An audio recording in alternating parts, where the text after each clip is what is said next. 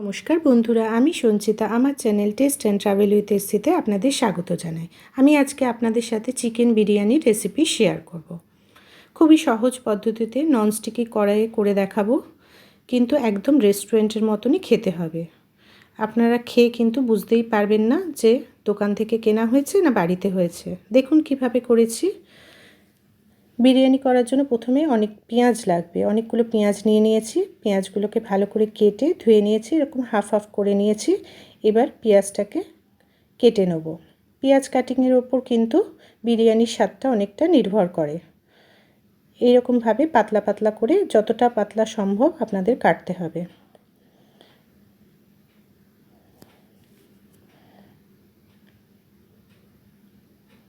এবার হাত দিয়ে এগুলোকে ছাড়িয়ে নিচ্ছি।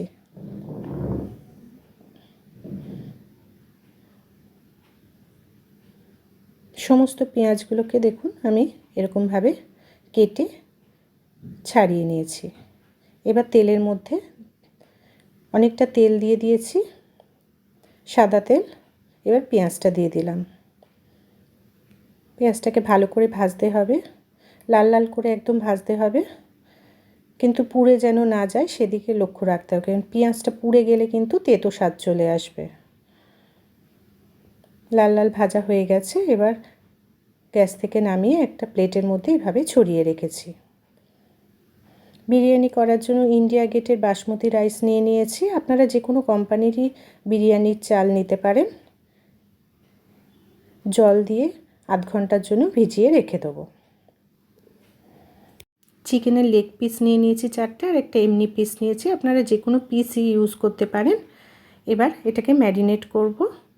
আদা রসুন লঙ্কা পেস্ট দিয়ে দিলাম, তারপরে 1 চামচ হলুদ গুঁড়ো, 1 চামচ জিরে গুঁড়ো, 1 চামচ ধনে গুঁড়ো, আর কাশ্মীরি লাল লঙ্কার গুঁড়ো 1 চামচ দিয়ে দিলাম। সামান্য ধনে পাতা দিয়ে দিলাম।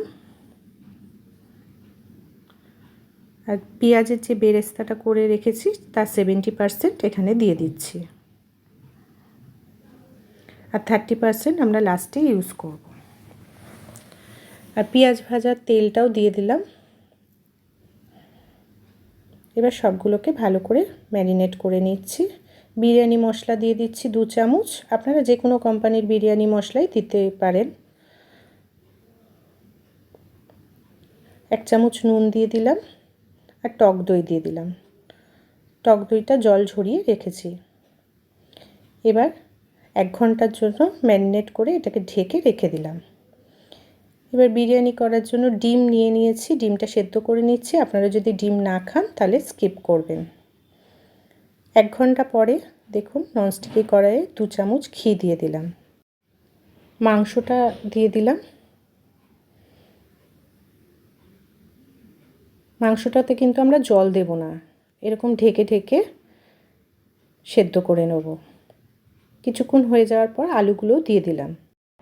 আলুটাকেও ভালো করে মশলার সাথে কষিয়ে নিচ্ছি। দেখুন অনেকটা কষানো হয়ে গেছে।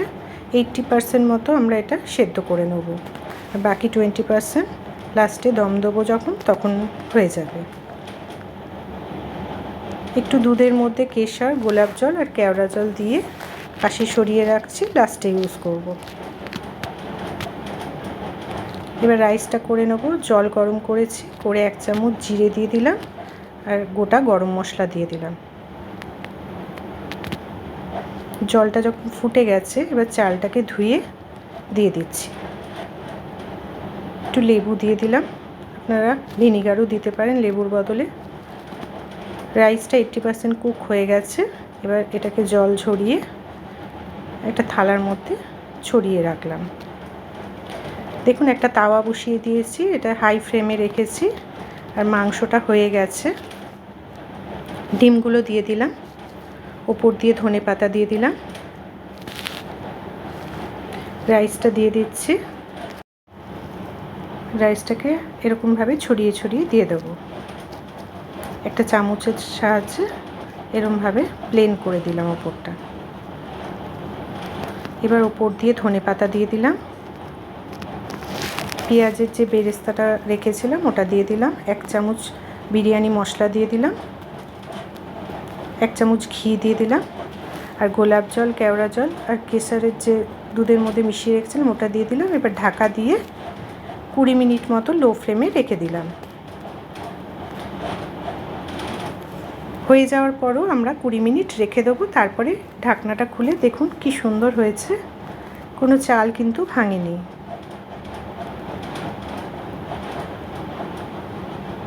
খেতে খুব ভালো হয়, আপনারা বাড়িতে অবশ্যই করবেন। এবার দেখাচ্ছি কীরকম সেদ্ধ হয়েছে, সেটা আপনাদের দেখাচ্ছি একবার। ভিডিওটা যদি আপনাদের ভালো লাগে অবশ্যই লাইক শেয়ার করবেন, আর চ্যানেলটাকে যদি এখনও সাবস্ক্রাইব না করে থাকেন সাবস্ক্রাইব করে দেবেন। দেখুন চিকেনটা খুব সুন্দর কিন্তু সেদ্ধ হয়েছে, আর আলুটাও দেখুন সুন্দর সেদ্ধ হয়ে গেছে, আর খেতেও কিন্তু খুব ভালো হয়। আপনারা বাড়িতে অবশ্যই করবেন। বাড়িতে এত ভালো বিরিয়ানি হলে আর কিন্তু দোকান থেকে কিনে খেতে ইচ্ছে করবে না। কাজে বাড়িতে অবশ্যই একবার করে দেখবেন আমি যেরকম প্রসেসে বললাম। ভালো থাকবেন, সুস্থ থাকবেন। Thank you.